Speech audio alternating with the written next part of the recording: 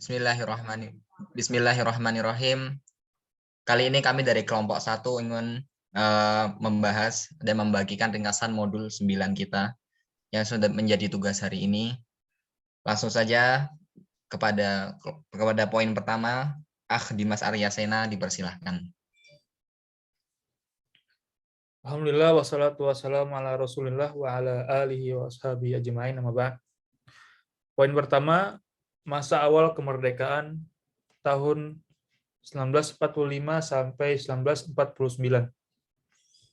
Setelah disahkannya UUD 1945 oleh PPKI pada tanggal 18 Agustus 1945, maka secara resmi UUD 1945 berlaku di Indonesia. Dan di dalamnya menyatakan bahwa sistem pemerintahan yang dianut adalah sistem presidensial. Sistem presidensial atau juga disebut dengan sistem kongresional merupakan sistem pemerintahan negara republik di mana kekuasaan eksekutif dipilih melalui pemilu dan terpisah dengan kekuasaan legislatif. Untuk disebut sebagai sistem presidensial, bentuk pemerintahan ini harus memiliki 3 unsur, yaitu presiden yang dipilih rakyat, yang kedua, presiden secara bersamaan menjabat sebagai kepala negara dan kepala pemerintahan, dan dalam jabatannya ini mengangkat pejabat-pejabat pemerintahan yang terkait. Yang ketiga, presiden harus dijamin memiliki kewenangan legislatif oleh UUD atau konstitusi.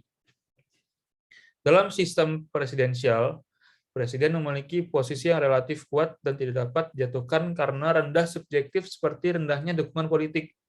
Namun masih ada mekanisme untuk mengontrol presiden jika presiden melakukan pelanggaran konstitusi, pengkhianatan terhadap negara, dan terlibat masalah kriminal. Posisi presiden bisa dijatuhkan bila ia diberhentikan karena pelanggaran-pelanggaran tertentu. Biasanya, seorang wakil presiden akan menggantikan posisinya.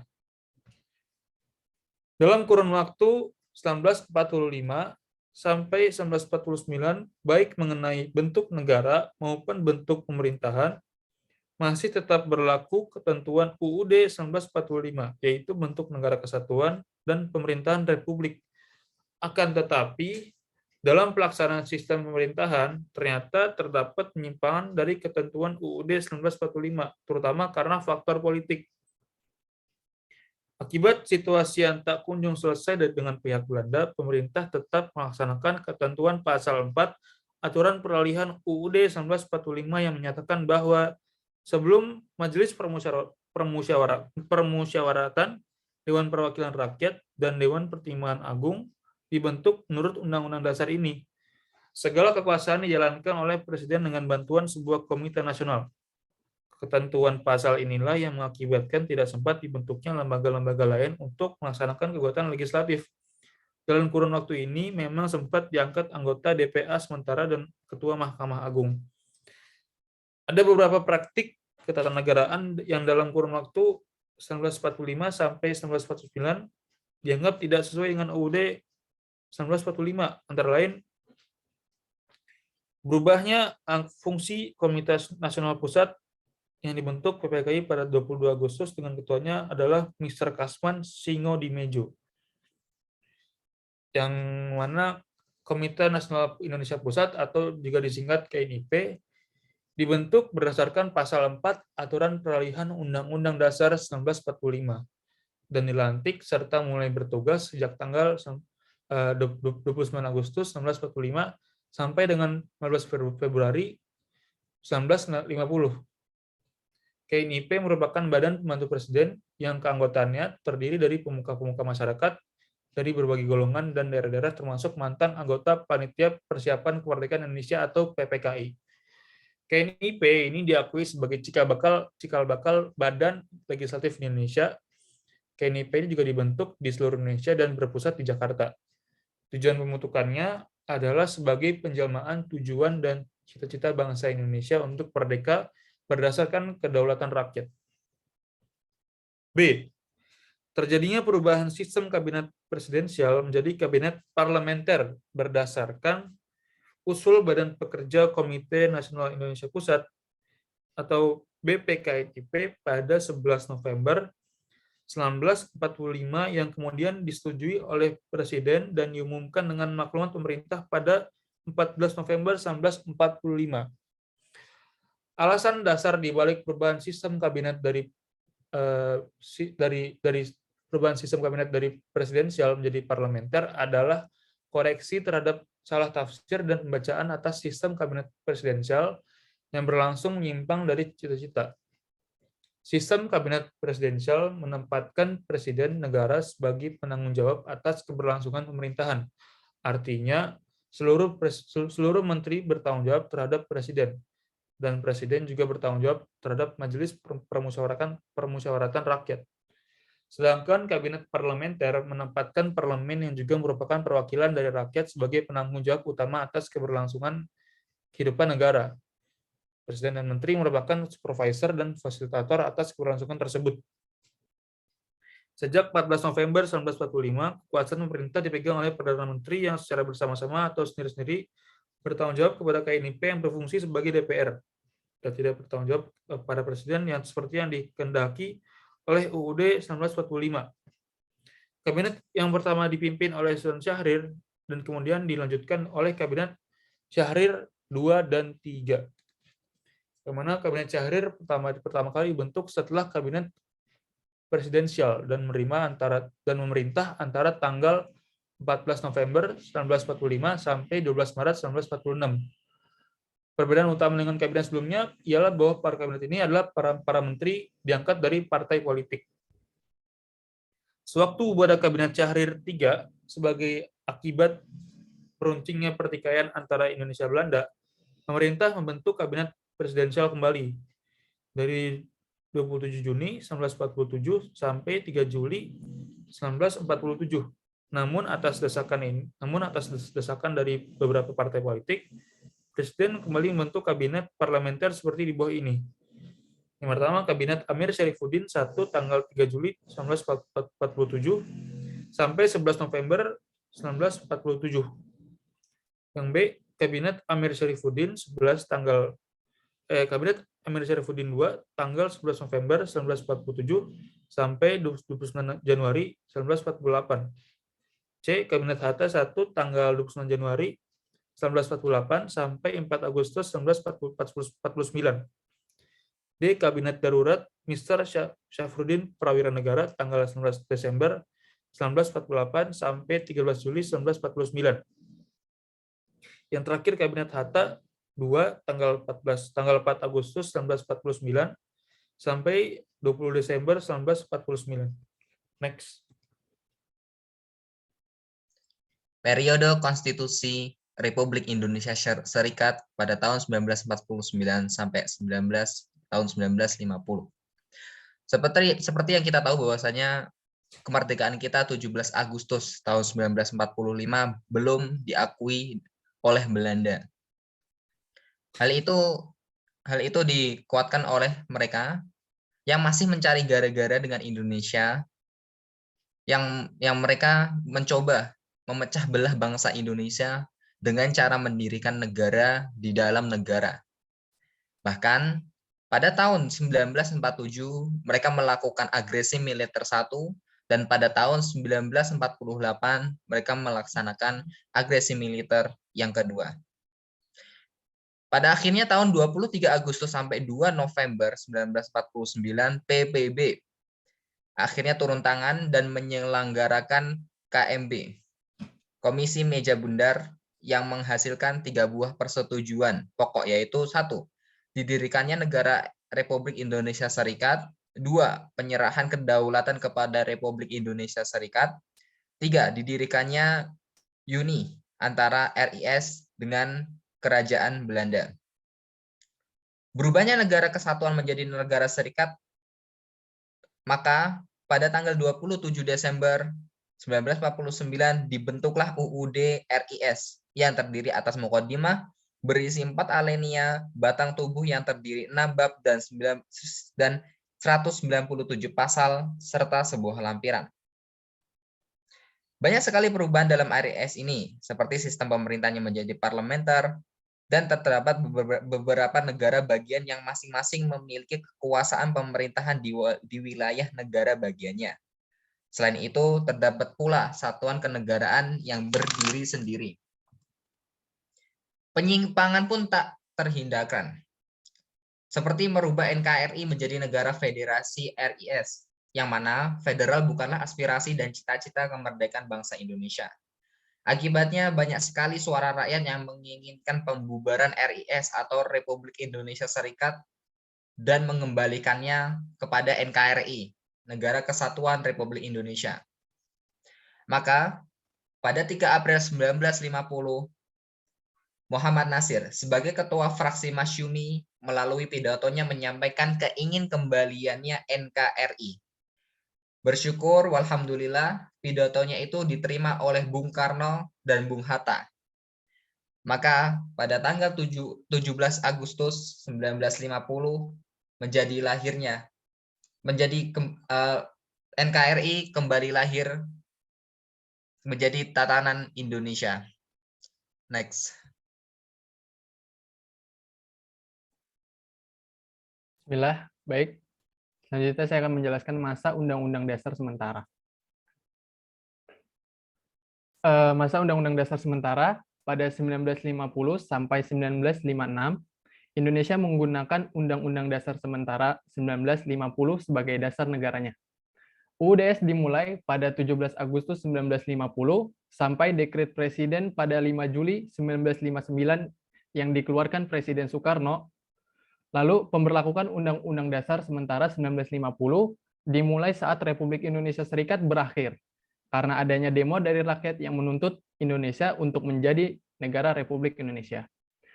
Sampai akhir pemerintah membubarkan Republik Indonesia Serikat menjadi Kesatuan Republik Indonesia dengan menggunakan Undang-Undang Dasar sementara 1950 sebagai dasarnya dan menganut sistem kabinet parlementer yang sebelumnya menggunakan sistem presidensial. Lalu pada 1955 diadakan pemilu pertama kali yang dimana bertujuan untuk membentuk badan konstituante yang bertugas membuat dan menyusun undang-undang dasar baru. Karena yang digunakan pada saat itu hanya berupa undang-undang dasar sementara.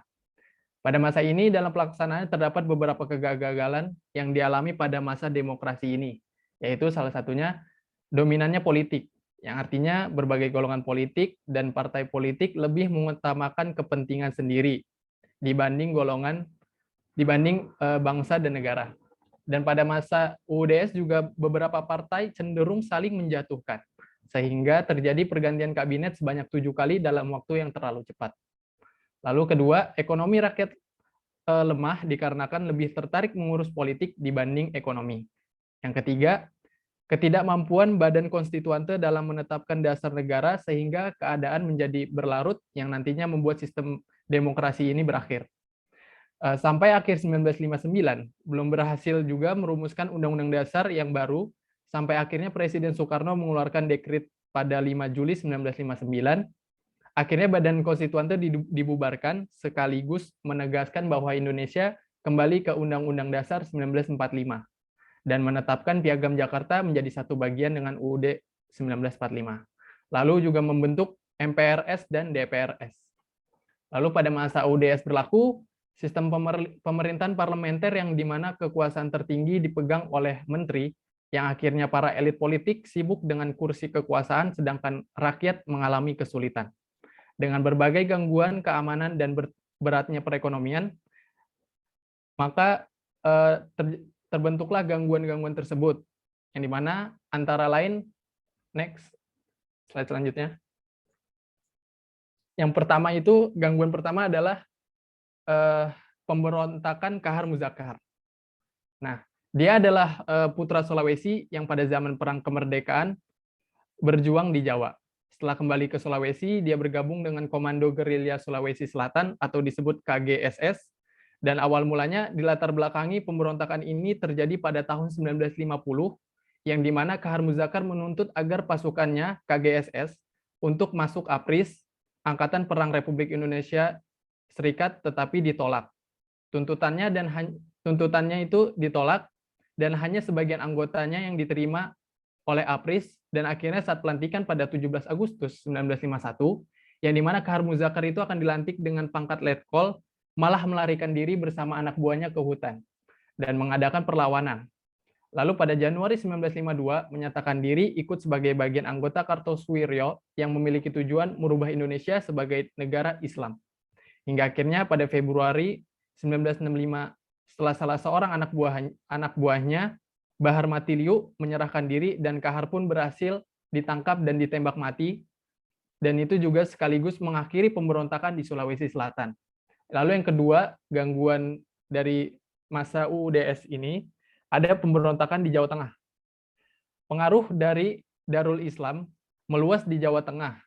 Perlawanan dilakukan oleh Angkatan Umat Islam atau AUI di bawah pimpinan Kiai Somalungu yang bergabung dengan DITI, Tentara Islam Indonesia, yang masih dilatar belakangi dengan ingin membangun negara Islam Indonesia. Dan perlawanan ini semakin kuat setelah pembelotan dan bergabungnya Batalion 426 pada Desember 1951, dan sebagian dari mereka mengadakan gerilya di Merbabu, Merapi Kompleks, MMC, sehingga pemerintah membentuk pasukan khusus yang diberi nama Banteng Riders. Tujuannya adalah memberantas pergerakan pemberontakan dari DITI, sehingga pada Juni 1954 kekuatan mereka bisa dipatahkan. Lalu yang ketiga ada pemberontakan di Aceh.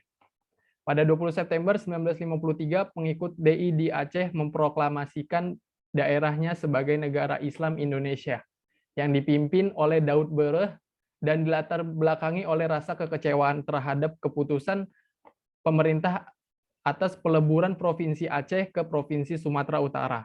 Pada mulanya mereka menguasai sebagian besar daerah Aceh termasuk kota-kotanya, lalu pemerintah mengadakan operasi sehingga membuat mereka menyingkir ke hutan. Lalu dilakukan juga pada Desember 1962 musyawarah yang berhasil mengembalikan Daud Bereh ke masyarakat. Dan pemerintah pusat juga memutuskan untuk memberikan hak otonomi kepada Aceh sebagai provinsi yang sampai saat ini disebut sebagai daerah istimewa Aceh dan diizinkan menerapkan syariat Islam. Lalu yang keempat ada peristiwa 17 Oktober 1952. Peristiwa ini bersumber pada kericuhan yang terjadi di lingkungan Angkatan Darat.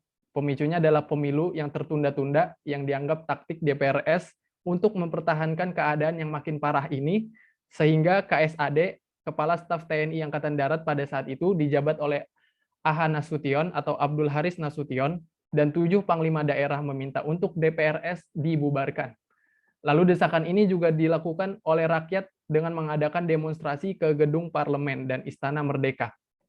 Akan tetapi, Kolonel Bambang Supeno yang pada saat itu perwira tinggi Angkatan Laut tidak menyetujui hal tersebut dan mengajukan surat kepada Menteri Pertahanan dan Presiden meminta agar Kolonel AH Abdul Haris Nasution diganti, dan akan tetapi respon dari Presiden menolak tuntutan dari Kolonel AH Nasution ini.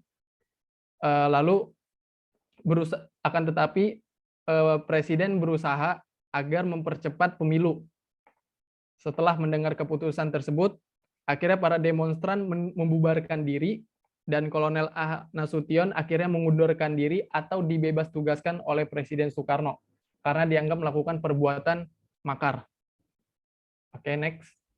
Yang selanjutnya akan dijelaskan, pemberontakan selanjutnya akan dijelaskan oleh Syekh Fatan. Tafadhol. Bismillah. Sebelumnya terima kasih kepada Bung Fadlan. Presentasi akan saya lanjutkan. Gangguan keamanan selanjutnya yaitu peristiwa 27 Juni 1995. Bambang Sugeng mengundurkan diri dari Kasat atau Ketua Staf TNI Angkatan Darat. Untuk sementara, pimpinan Kasat dipegang oleh Kolonel Zulkifli Lubis. Kemudian pemerintah mengangkat Kolonel Bambang Utoyo sebagai Kasat yang baru. Akan tetapi pada saat pelantikannya tidak ada satupun perwira Angkatan Darat yang hadir. Peristiwa tersebut menyebabkan Kabinet Ali Wongso jatuh. Pada 7 November 1995, Kolonel Abdul Halim Nasution kembali diangkat menjadi Kasat. Serangkaian peristiwa bersifat liberal juga terjadi pada 14 Desember 1955, yaitu ketika pelantikan Komodor Udara Hubertus Suyono menjadi Staf Angkatan Udara, sehingga akhirnya upacara batal. Gangguan selanjutnya yaitu Dewan-Dewan Daerah. Peristiwa ini diawali dengan pembentukan Dewan Banteng oleh Kolonel Ismail Lengah dengan ketuanya Ahmad Hussein. Dewan Banteng adalah cikal bakal dari pemerintahan Revolusioner Republik Indonesia atau PRRI. Dewan Banteng dibentuk oleh beberapa tokoh militer mantan pimpinan dan anggota Komando Divisi 9 Banteng yang telah dibubarkan beserta tokoh sipil asal Sumatera Tengah. Mereka mengajukan tuntutan tentang otonomi daerah. Mereka mengambil alih pemerintahan daerah Sumatera Tengah dari gubernur pada 20 Desember 1956. Hal tersebut mereka lakukan karena pemerintah tidak meratakan pembangunan, yang mana tertinggal dari pembangunan di Pulau Jawa. Padahal tentara dilarang untuk ikut berpolitik. Tindakan tersebut kemudian diikuti dengan dibentuknya dewan-dewan baru di daerah-daerah lain. Pemerintah berusaha mengatasi masalah tersebut dengan mengajukan penundingan dan janji pemerataan pembangunan. Namun usaha tersebut gagal hingga akhirnya operasi militer dilancarkan pada 17 Desember 1957. Kemudian peristiwa selanjutnya yaitu usaha pembunuhan terhadap kepala negara. Terjadi usaha pembunuhan oleh golongan ekstrim terhadap Presiden Soekarno di Pegunungan Cikini, Jakarta, 30 November 1957. Usaha tersebut gagal, akan tetapi menimbulkan banyak korban. Para pelaku ditangkap dan dijatuhi hukuman mati. Terjadi usaha pembunuhan kedua oleh Letnan Udara II Daniel Alexander Maucar pada 9 Maret 1960. Maucar menyusun rencana penembakan bersama koleganya Herman Maucar dan Ketua Manguni Sam Karundeng pada malam sebelum 2 Maret 1960. Maucar menembaki Istana Merdeka dari udara dengan pesawat MiG-17. Hal tersebut dilakukannya dengan tujuan agar pemerintah mau berunding dengan PRRI dan Permesta. Sekian, presentasi akan dilanjutkan oleh Saudara Harfi dan Fauzan. Kepada Saudara dipersilahkan. Terima kasih kepada Saudara Fatan sebelumnya. Saya akan membahas gangguan-gangguan keamanan, yaitu perlawanan PRRI dan Permesta. Pada tanggal 9 Januari 1958, Ahmad Hussein beserta para tokoh masyumi dan dewan daerah mengadakan rapat di Sungai Dareh, Sumatera Barat. Kemudian pada esok harinya, Ahmad Hussein mengultimatum pemerintahan agar Kabinet Juanda dalam waktu 5 hari menyerahkan mandat kepada Dr. Andes Muhammad Hatta dan Sultan Hamengkubuwono IX agar membentuk Zakon Kabinet dan agar Presiden kembali sebagai Presiden konstitusional. Akan tetapi, hal tersebut ditolak. Akhirnya, Hussein membentuk PRRI pada tanggal 15 Februari 1958 dan juga diikuti oleh Sulawesi Utara di bawah pimpinan Letkol DJ Somba yang membentuk Gerakan Piagam Perjuangan Semerta atau Permesta. Namun, PRRI yang pada awalnya dimaksudkan sebagai gerakan moral untuk menekan Soekarno agar kembali kepada konstitusi malah berkembang menjadi gerakan militer dan kemudian dinilai sebagai pemberontakan. Ada dua peristiwa yang dilakukan Soekarno yang dianggap bertentangan dengan konstitusi oleh Muhammad Nasir dan banyak negarawan lainnya saat itu. Yang pertama, akibat adanya konsepsi Soekarno, Kabinet Ali II mengembalikan mandatnya pada tanggal 14 Maret 1957. Yang kedua, kritik Nasir akan proses pembentukan Kabinet Karya yang dianggap melanggar Undang-Undang Dasar pada tanggal 4 April 1957. Soekarno sebagai presiden menunjuk dirinya sendiri untuk membentuk Zakon Kabinet Ekstra Parlementer dan Dewan Nasional sesuai dengan konsepsinya itu. Keadaan demikian itu dianggap kesewenangan serta menuai banyak kritik. Apalagi saat itu partai pendukung Soekarno hanya PNI dan PKI. Kedekatan Soekarno dengan PKI ini dikhawatirkan dimanfaatkan oleh PKI untuk mengambil alih kekuasaan. Pada kenyataannya, rencana pengambil alihan kekuasaan oleh PKI memang ada, sempat terlaksana, tetapi akhirnya gagal. PRRI mendirikan sebuah dewan perjuangan yang dipimpin oleh Letkol Ahmad Hussein dan menyampaikan ultimatum kepada pemerintah pusat pada 10 Februari 1958. Dewan Banteng melalui RRI Padang mengeluarkan pernyataan Piagam Jakarta yang berisi sejumlah tuntutan yang ditujukan pada Soekarno agar kembali kepada kedudukan yang konstitusional dan menghapus segala akibat dan tindakan yang melanggar Undang-Undang Dasar 1945 serta membuktikan kesediaannya itu dengan kata dan perbuatan.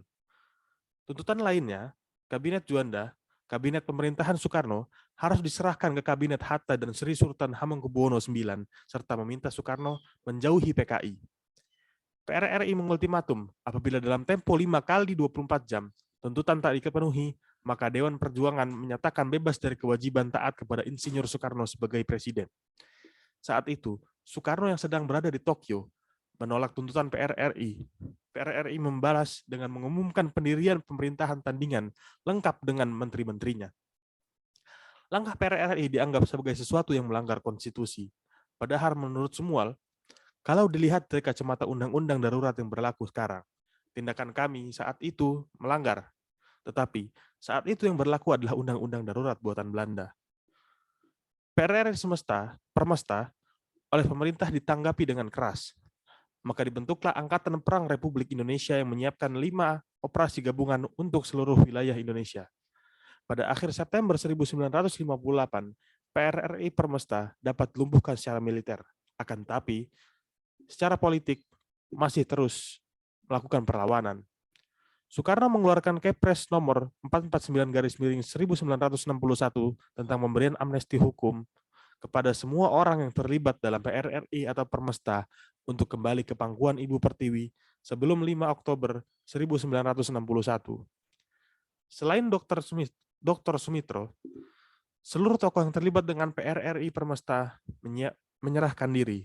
Namun, amat sangat disayangkan, selepas kembali ke ibu kota, para tokoh ini malah ditangkapi dan dimasukkan ke dalam penjara. Nasir sendiri yang pada akhirnya masuk rumah tahanan militer dari tahun 1962 sampai 1966 bersama dengan Safruddin Prawiranegara dan Burhanuddin Harahap. Dalam keadaan politik yang makin tegang, pasca pidato konsepsi Soekarno itu, bila saja Nasir dan tokoh bangsa lainnya tidak ke Sumatera, menjumpai dan melakukan rapat-rapat dengan tokoh militer dan PRRI, boleh jadi pergolakan yang terjadi di daerah tidak dapat dibendung dan menumpahkan korban lebih banyak. Langkah politik Nasir adalah langkah cerdas yang dimaksudkan untuk mengatasi dua keadaan genting sekaligus. Yang pertama, peredaman gejolak rakyat di daerah yang semakin kuat dan mengarah akibat penanganan yang tak efektif dari pemerintah pusat. Yang kedua, pengarahan keadaan tersebut menjadi suatu aksi yang bertujuan memperingatkan pemerintah pusat yang telah menyeleweng agar kembali mematuhi ketatanegaraan dan perundang-undangan yang berlaku. Boleh dikatakan, hampir semua pendiri PRRI adalah para pendiri negara Kesatuan Republik Indonesia. Mereka yakin tengah berdiri di atas kebenaran dan tengah menegakkan keadilan.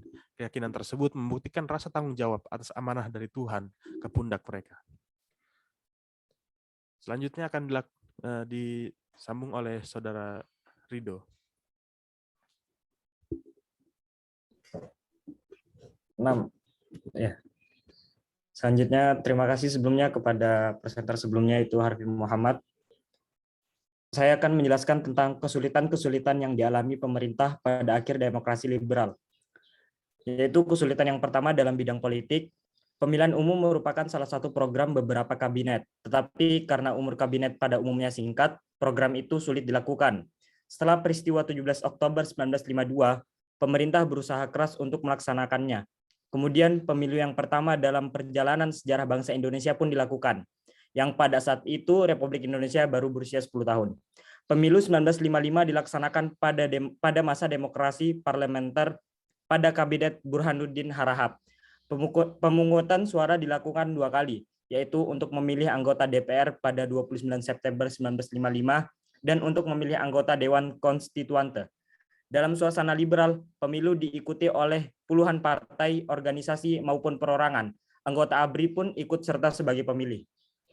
Pada 15 Desember 1955, pemilihan dilaksanakan dengan tenang dan tertib yang dimenangkan oleh 4 partai, yaitu Masyumi, PNI, Nahdlatul Ulama, dan PKI. Selain itu, politik luar negeri Indonesia semakin mantap setelah diterima sebagai anggota PBB ke-60 pada tanggal 27 Desember tahun 1950.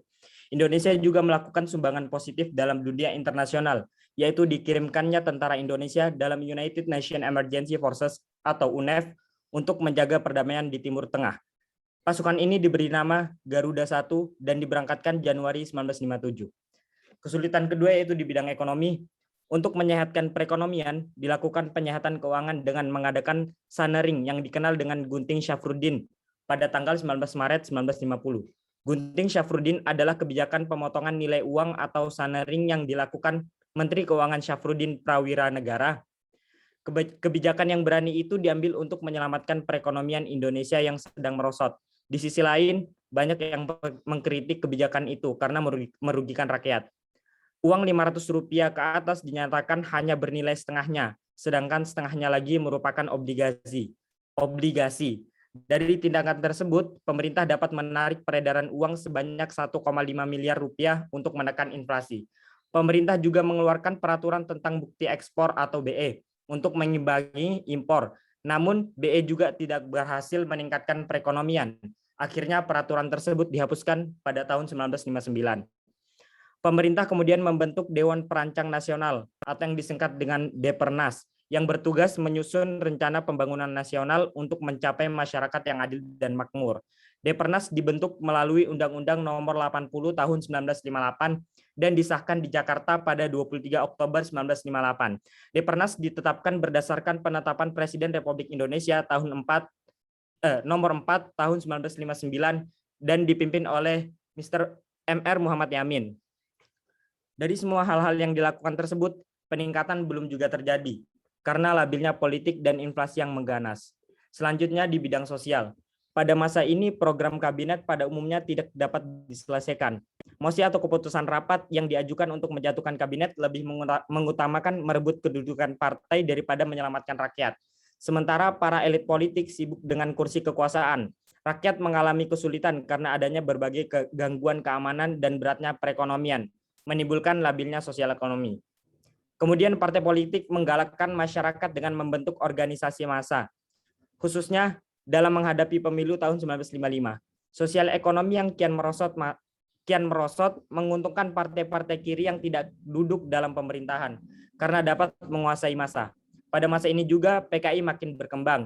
Dalam pemilu tahun 1955, PKI merupakan salah satu dari 4 besar partai politik yang menduduki pemerintahan dan kegiatannya ditingkatkan yang mengarah pada perebutan kekuasaan. Selanjutnya di bidang budaya. Meskipun banyak kesulitan yang dihadapi, pemerintah dianggap berhasil dalam bidang budaya.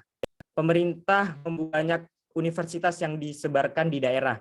Dalam bidang olahraga, perebutan Piala Thomas atau Thomas Cup, Indonesia yang saat itu baru pertama kali mengikuti kejuaraan ini berhasil memperoleh piala tersebut, yaitu pada bulan Juni tahun 1958. Selain itu, Indonesia juga berhasil menyelenggarakan Konferensi Asia Afrika dengan sukses. Pertemuan ini berlangsung antara 18 April sampai 24 April tahun 1955 di Gedung Merdeka, Bandung, Indonesia, dengan tujuan mempromosikan kerjasama ekonomi dan kebudayaan Asia Afrika dan melawan kolonialisme atau neokolonialisme Amerika Serikat, Uni Soviet, atau negara imperialis lainnya. Karena wilayah Indonesia berupa kepulauan, maka pemerintah mengubah peraturan dari pemerintah kolonial Belanda yang menyebutkan wilayah teritorial Hindia Belanda dihitung 3 mil laut, diukur dari garis rendah pulau-pulau dan bagian pulau yang merupakan wilayah daratannya. Peraturan ini dinilai sangat merugikan bangsa Indonesia. Karena itu, pemerintah mengeluarkan deklarasi 13 Desember 1957 yang juga disebut dengan Deklarasi Juanda. Indonesia juga membuat peraturan tentang landas kontinen pada tanggal 17 Februari 1969. Pemerintah Indonesia juga mengadakan perjanjian dengan negara-negara tetangga tentang batas-batas landas kontinen agar kelak tidak terjadi kesalahpahaman. Keadaan-keadaan di atas pada akhirnya membuat Presiden Soekarno mengeluarkan dekret Presiden pada 5 Juli 1959 yang isinya sebagai berikut. Yaitu 1. Pembubaran partai politik, 2. Berlakunya kembali UUD 1945 dan tidak berlakunya UUD tahun 1950, 3. Dibentuknya lembaga MPRS dan DPRS. Sekian dari saya. Terima kasih.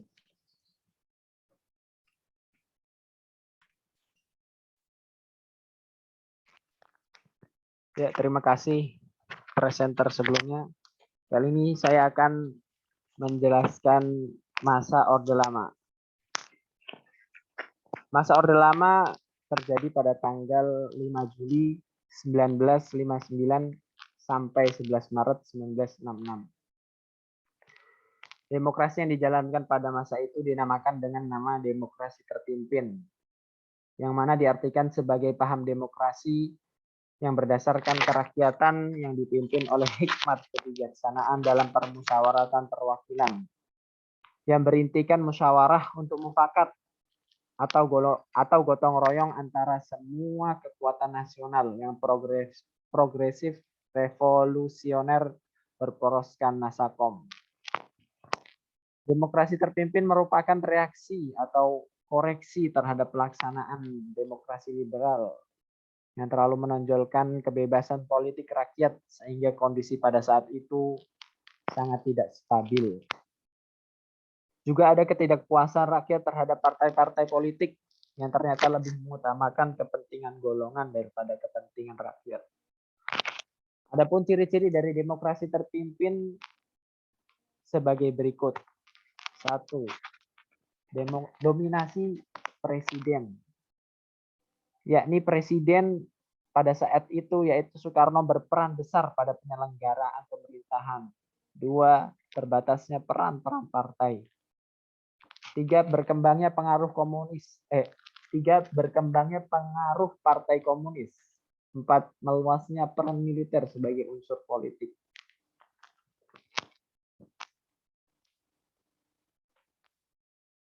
Lalu terjadi lahirnya dekret presiden pada tanggal 5 Juli tahun 1959. Berikut secara ringkas. Konstituante sudah 2 tahun bersidang, akan tetapi belum berhasil merumuskan rancangan UUD baru. Perbedaan pendapat mengenai dasar negara yang menjadi perdebatan di dalam sidang konstituante telah menjalar keluar gedung dan dikhawatirkan akan menimbulkan ketegangan politik dan perpecahan bangsa. Oleh karena itu, Presiden Soekarno menyarankan untuk kembali ke UUD 45. Lalu saran tersebut pada umumnya diterima, akan tetapi masih saja terjadi perbedaan pendapat di antara anggota. Ada sejumlah anggota yang secara utuh menerima UUD 45, ada juga yang menerima akan tetapi dengan syarat dimasukkannya lagi 7 kata di belakang sila pertama yang terdapat di Piagam Jakarta.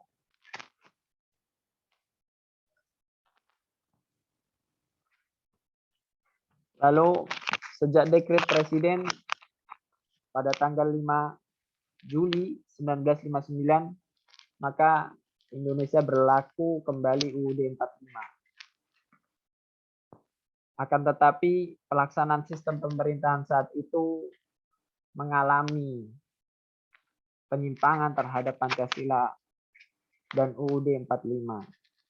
Antara lain penyimpangan ideologis, yakni konsep Pancasila berubah menjadi konsep Nasakom, yakni nasionalis, agama, dan komunis. Yang kedua, IR Soekarno ditetapkan sebagai presiden seumur hidup yang ditetapkan oleh MPRS. Juga pelaksanaan demokrasi terpimpin cenderung bergeser menjadi pemusatan kekuasaan pada presiden atau pemimpin besar revolusi dengan wewenang yang melebihi yang ditentukan oleh UUD. Pimpinan MPR, DPR, BPK, dan MA diberi kedudukan sebagai menteri sehingga berada di bawah kendali presiden. Akan tetapi lembaga-lembaga negara yang lain seperti DPR, DPA, dan BPK yang seharusnya sejajar dengan presiden kedudukannya menjadi di bawah presiden. Pada 1960 presiden membubarkan DPR. Banyak ketentuan-ketentuan yang seharusnya mendapat persetujuan dahulu oleh DPR, namun presiden langsung menetapkan tanpa memperhatikan DPR. Presiden juga memperluas kekuasaan melalui UU nomor 19 tahun 1964, yaitu demi kepentingan revolusi. Presiden juga mencampuri urusan peradilan. Namun ada keberhasilan yang dicapai pada masa demokrasi terpimpin, yaitu keberhasilan dalam menyatukan Irian Barat ke dalam pangkuan RI setelah cukup lama menjadi sengketa dengan pihak Belanda. Sekian dari saya, selanjutnya akan dijelaskan oleh presenter selanjutnya. Next. Oke. Kita masuk ke pembahasan selanjutnya. Masa Orde Baru yang dimulai pada 11 Maret 1966 sampai 21 Mei 1998. Lahirnya Orde Baru dilatar belakangi oleh semangat dan tekad untuk melaksanakan Pancasila dan UUD 1945 secara murni dalam kehidupan. Demokrasi pada masa ini dikenal dengan nama demokrasi Pancasila, yang dimana semuanya bersumber dari Pancasila. Keluarnya surat perintah 11 Maret 1966 atau biasa dikenal Super Semar, yang berisi perintah yang menginstruksikan Jenderal Soeharto selaku Panglima Komando Operasi Keamanan dan Ketertiban untuk mengambil segala tindakan yang dianggap perlu untuk mengatasi situasi keamanan yang buruk pada saat itu. Diikuti dengan pengangkatan Soeharto sebagai Presiden Republik Indonesia kedua. Orde Baru dikenal dengan Orde Pembangunan, karena pada saat itu pembangunan di bidang ekonomi sangat pesat. Namun, karena kurangnya mental para pemegang kekuasaan, terjadilah KKN. Korupsi, kolusi, nepotisme di mana-mana, yang menyebabkan pembangunan tidak maksimal, karena dana yang seharusnya dialokasikan untuk itu disalahgunakan. Dalam pelaksanaannya, pemerintah Orde Baru justru bersifat sentral, di mana semua keputusan kembali ke pusat, yang mengakibatkan penurunan dalam kehidupan demokrasi. Ada beberapa sebab mengapa demokrasi tidak terwujud pada masa Orde Baru, yaitu sebagai berikut. 1. Rekrutmen politik yang tertutup. 2. Pemilu yang jauh dari semangat demokrasi. 3. Pengakuan terhadap hak-hak dasar yang masih terbatas. 4. Pers yang dibelenggu. 5. Rotasi kekuasaan eksekutif hampir tidak ada. Dari kelima poin tersebut yang telah saya sebutkan, dapat dipahami bahwa pada masa Orde Baru, masyarakat tidak diberi hak atau sangat dibatasi untuk mengeluarkan suara. Jadi, tatanan kehidupan politik pada saat Orde Baru mengarah kepada kepentingan pemerintah, yang diartikan kepada halayak umum sebagai kepentingan umum. Adapun beberapa penyebab kegagalan masa Orde Baru antara lain, terjadinya krisis moneter, Krismon, yang menyebabkan hancurnya ekonomi nasional. Pecahnya pilar-pilar Orde Baru, yang menyebabkan tidak adanya lagi unsur-unsur yang mendukung Orde Baru untuk menjalankan pemerintahannya. Kemudian, desakan dari lawan politik Orde Baru yang menuntut adanya reformasi dan pembubaran pemerintahan yang ada. Kemudian, keadaan negara Kesatuan Republik Indonesia pun semakin kacau setiap harinya. Akhirnya, tuntutan rakyat dijawab dengan pengunduran diri Soeharto secara resmi pada 21 Mei 1998. Maka ditunjuklah Baharudin Yusuf Habibie sebagai pengganti Soeharto yang menandai mulainya masa reformasi. Next. Terima kasih kami ucapkan kepada Bung Ramzi. Baik, untuk pembahasan selanjutnya ialah masa reformasi. Masa reformasi terjadi pada 21 Mei 1998 sampai sekarang. Kala itu, Presiden Baharudin Yusuf Habibie menggantikan Presiden Soeharto. Hal ini didasarkan atas bunyi Undang-Undang Dasar 1945 Pasal 8 yang menyatakan bahwa jika Presiden berhenti dan tidak dapat melakukan kewajiban dalam masa jabatannya, maka ia diganti oleh Wakil Presiden sampai habis waktunya, sampai habis waktu masa jabatannya. Dengan naiknya Bapak Habibie sebagai Presiden, Indonesia memasuki masa transisi, yaitu masa perpindahan pemerintahan. Pada masa pemerintahan Habibie, yang merupakan pemerintahan transisi, banyak dilakukan perubahan ke arah kehidupan yang lebih demokratis. Beberapa hal yang terjadi pada masa Presiden Bapak Habibie antara lain, yang pertama, keluarnya ketetapan-ketetapan MPR RI dalam sidang istimewa. Kemudian ditetapkannya Undang-Undang Nomor 22 Tahun 1999 tentang pemerintah daerah. Kemudian keluarnya undang-undang politik, yaitu Undang-Undang Nomor 2 tahun 1999 tentang partai politik. Kemudian adanya jaminan kebebasan pendirian partai politik ataupun ormas, pembebasan sejumlah tahanan politik pada masa Orde Baru, dan terbukanya kesempatan yang luas dan bebas untuk warga negara dalam melaksanakan demokrasi di berbagai daerah. Pada masa reformasi, rakyat menginginkan kehidupan yang demokratis dengan peran rakyat lebih mendominasi dalam struktur pemerintahan.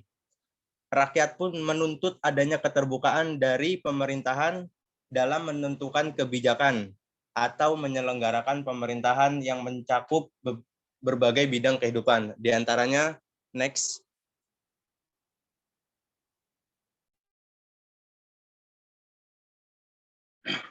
Oke, terima kasih kepada Riza Wahid atas presentasinya. Bidang ideologi dan konstitusi. Berdasarkan ketetapan MPR nomor 2 MPR 1993 tentang GBHN, yaitu garis besar haluan negara, yang kemudian ditindaklanjuti dengan UU nomor 3 tahun 1985 tentang partai politik dan Golkar, serta UU nomor 8 tahun 1985 tentang ormas. Disebutkan bahwa Pancasila sebagai satu-satunya asas bagi semua parpol dan Golkar serta semua organisasi kemasyarakatan. GBHN atau garis-garis besar haluan negara, yaitu haluan negara tentang penyelenggaraan negara dalam garis-garis besar sebagai pernyataan kehendak rakyat secara menyeluruh dan terpadu. GBHN ditetapkan oleh MPR untuk jangka waktu 5 tahun dengan adanya amandemen UUD 1945 di mana terjadi perubahan peran MPR dan Presiden. GBHN tidak berlaku lagi sebagai gantinya.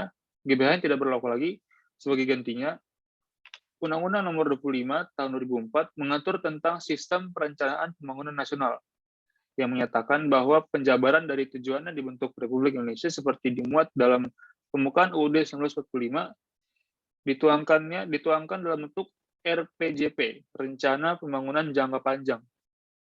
Skala waktu itu RJP adalah 20 tahun, yang kemudian dijabarkan dalam RPJM, Rencana Pembangunan Jangka Menengah, yaitu perencanaan dengan skala waktu 5 tahun, yang memuat visi, misi, dan program pembangunan dari Presiden terpilih, dengan berpedoman pada RPJP. Di tingkat daerah, Pemda harus menyusun sendiri RPJP dan RPJM daerah, dengan merujuk kepada RPJP nasional. Ini mengindikasikan bahwa interpretasi mengenai ideologi Pancasila hanya ditentukan secara monopolis oleh pemerintah, yang selanjutnya telah menimbulkan manipulasi interpretasi ideologi untuk kepentingan status quo penguasa. Oleh karena itu, di masa reformasi ini dikehendaki kebebasan menginterpretasikan ideologi Pancasila oleh masyarakat dengan menghilangkan semua tafsir yang bertentangan dengan demokrasi.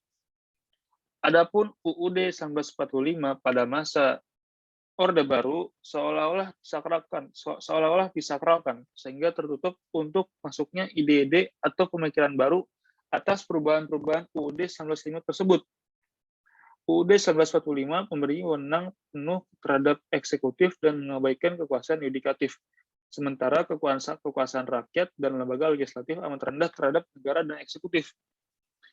Visi utama pemerintahan Orde Baru adalah melaksanakan Pancasila dan UUD 1945 secara murni dan konsekuen dalam setiap aspek kehidupan masyarakat Indonesia. Dengan visi tersebut, Orde Baru memberikan secercah harapan bagi rakyat Indonesia, tetapi kenyataan yang terjadi, demokrasi Pancasila sama dengan kediktatoran.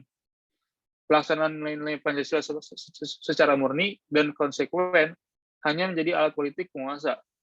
Hal tersebut dapat terlihat dari karakteristik politik pada periode Orde Baru, yaitu karakteristik demokrasi pada masa pemerintahan Orde Baru berdasarkan indikator demokrasi. Salah satunya adalah rotasi kekuasaan eksekutif hampir tidak pernah terjadi. Itu rotasi kekuasaan eksekutif terjadi pada jajaran yang lebih rendah seperti gubernur, bupati atau wali kota, camat, dan kepala desa. Perubahan selama pemerintahan Orde Baru hanya terjadi pada jabatan wakil presiden. Sementara pemerintahan secara esensial masih tetap sama. Next. Pengisian anggota MPR, DPRD, dan DPD. Pasal 2 ayat 1 UUD 1945 sebelum amandemen keempat menyatakan MPR terdiri atas anggota DPR, ditambah dengan utusan-utusan dari daerah-daerah dan golongan-golongan menurut aturan yang ditetapkan dengan undang-undang. Dari ketentuan ini, muncul persoalan yaitu bagaimana cara pengisian anggota MPR dan DPR, serta apa maksud diadakannya utusan daerah dan utusan golongan. UUD 1945 sendiri tidak merumuskan secara pasti apakah tata cara pengisian lembaga MPR hanya dapat dilakukan dengan melalui pemilihan semata atau dengan cara yang lain. Unsur keanggotaan MPR yang berasal dari DPR merupakan wakil kekuatan politik di masyarakat. Tidak ada pilihan lain kecuali dipilih dalam pemilu. Adapun unsur golongan dapat diisi dengan melalui mekanisme pengangkatan, yaitu utusan golongan dan utusan daerah, baik ditinjau dari segi struktur bahasa, pasal 2 ayat 1 UUD 1945, yaitu ditambah dengan maupun dikaitkan dengan asas kedaulatan rakyat. Semestinya menjadi pelengkap saja. Komposisi MPR seperti yang dikemukakan oleh Ismail Suni, yakni sekurang-kurangnya yang dipilih oleh rakyat harusnya lebih banyak jumlahnya daripada yang ditunjuk. Namun kenyataannya di masa Orde Baru, komposisi MPR menunjukkan keganjilan, karena lebih banyak anggota MPR diisi dengan cara ditunjuk atau diangkat. Dari 1.000 anggota MPR, hanya 425 atau 42,5% orang yang dipilih melalui pemilu. Sedangkan yang diangkat sebanyak 575 orang, Akibatnya terlontar kritik bahwa kedaulatan rakyat di Indonesia hanya 42,5%. Untuk itu perlu dicarikan jalan keluar terbaik dari masalah ini agar mencerminkan semangat demokrasi. Next. Keterbukaan lembaga kepresidenan. Pada masa Orde Baru, banyak terjadi penyelewengan atas kekuasaan dikarenakan pemerintahan yang sangat menguntungkan lembaga kepresidenan dan merugikan hak-hak dasar rakyat. Akibatnya, banyak terjadi penyelewengan kekuasaan bahkan merembet pada maraknya tindak pidana korupsi, kolusi, dan nepotisme. Lahirlah era reformasi untuk mengakhiri berbagai macam penyimpangan. Tuntutannya antara lain, A. Pembatasan masa jabatan presiden, B. Pergantian presiden secara demokratis, C. Membatasi penggunaan hak prerogatif presiden, D. Menghapus wewenangan khusus presiden yang membentuk Kepres dan Inpres, E. Menyusun kode etik kepresidenan. Slide selanjutnya.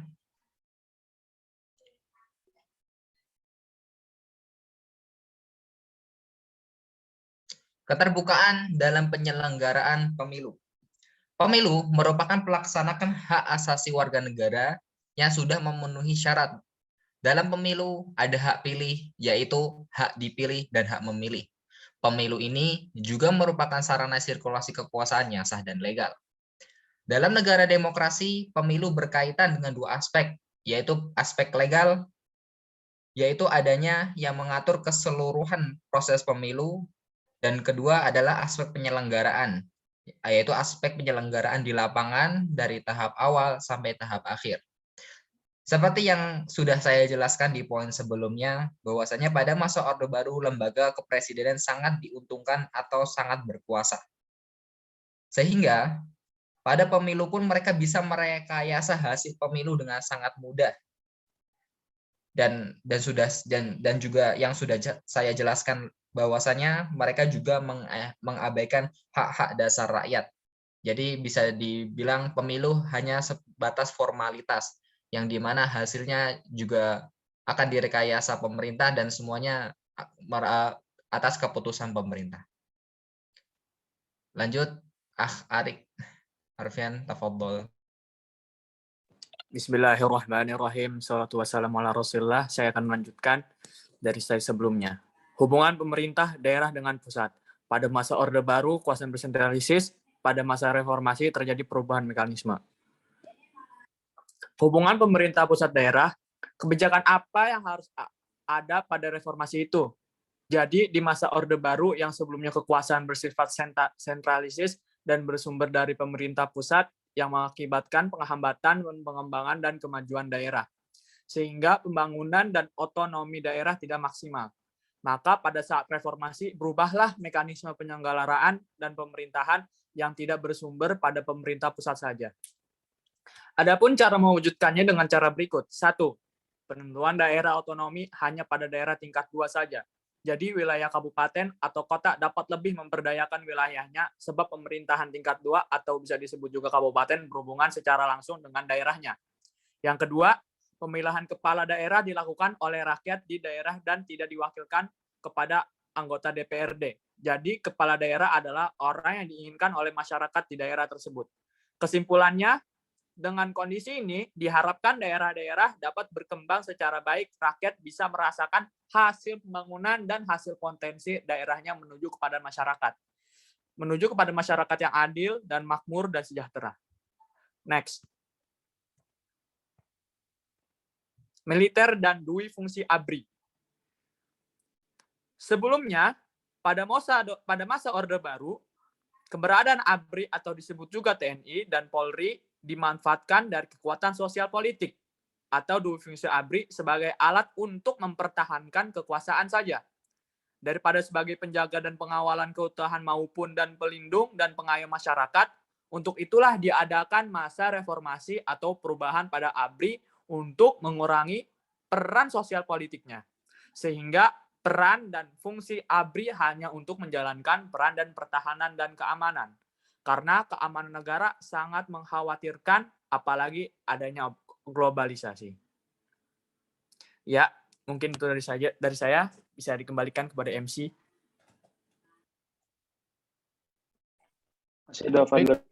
Selanjutnya, reformasi sistem kepartaian. Pada masa Orde Baru, peran dan fungsi partai tidak berjalan sebagaimana mestinya.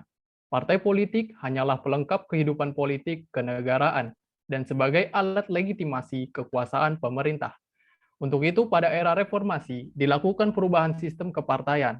Ditetapkannya UU Nomor 2 Tahun 1999, memberikan kebebasan warga negara untuk mendirikan partai politik yang sebelumnya dibatasi oleh Presiden Soeharto. Dikarenakan merasa semua partai politik memiliki satu tujuan, yaitu Pancasila dan UUD 1945. Sehingga di era reformasi, secara singkat muncul partai politik berjumlah ratusan. Hal ini diharapkan akan terciptanya kehidupan demokrasi berjalan lebih dinamis dan demokratis, dan partai politik menjadi penyambung lidah antara masyarakat dengan penguasa. Selanjutnya, yang terakhir ada penyelenggaraan perekonomian negara. Perekonomian negara berdasarkan dari UUD 1945 pasal 33 yang mengatur hal perekonomian. Jelas bahwa perekonomian harus dikelola dengan adil untuk kemajuan dan kesejahteraan rakyat. Namun dalam praktiknya, seringkali perekonomian dikuasai oleh beberapa orang yang berafiliasi dengan kekuasaan. Pengusaha yang memiliki jaringan dengan pejabat negara seringkali mendapat berbagai keistimewaan dalam mengembangkan ekonominya. Maka di era reformasi ini harus mengalami perubahan. Pemerintah harus memperhatikan perkembangan kemajuan dan pertumbuhan di rakyat secara keseluruhan. Dan untuk mewujudkan hal ini dapat ditempuh dengan cara sebagai berikut. Yang pertama ada mengembangkan sumber ekonomi lokal atau daerah untuk dapat tumbuh pada sektor ekonomi global. Yang kedua ada mengikut sertakan rakyat dalam kegiatan perekonomian. Yang ketiga ada memberikan pelatihan-pelatihan, sarana maupun subsidi untuk mempersiapkan pelaku-pelaku ekonomi dalam bersaing pada tingkat global. Yang keempat, ada memberdayakan pengusaha kecil, menengah, maupun koperasi agar bisa lebih produktif, efisien, dengan menciptakan iklim yang kondusif, serta lapangan usaha sebesar-besarnya. Yang terakhir, ada menjalin kerjasama yang baik antara koperasi, swasta, dan BUMN, serta para pelaku usaha kecil, menengah, dan besar untuk dapat memperkukuh struktur ekonomi nasional. Telah sampailah kita di bagian akhir presentasi. Terima kasih atas perhatiannya. Sebelum itu izinkan saya untuk memberikan kutipan dari tokoh besar kita, Bung Hatta. Kurang cerdas dapat diperbaiki dengan belajar. Kurang cakap dapat dihilangkan dengan pengalaman. Namun tidak jujur itu sulit diperbaiki. Berakhir presentasi kami, minum sirup dengan selasih. Sekian, terima kasih. Pak Topik menjahit kopiah, kopiah dijahit beldu yang utuh. Wabil taufik wal hidayah. Wassalamualaikum warahmatullahi wabarakatuh.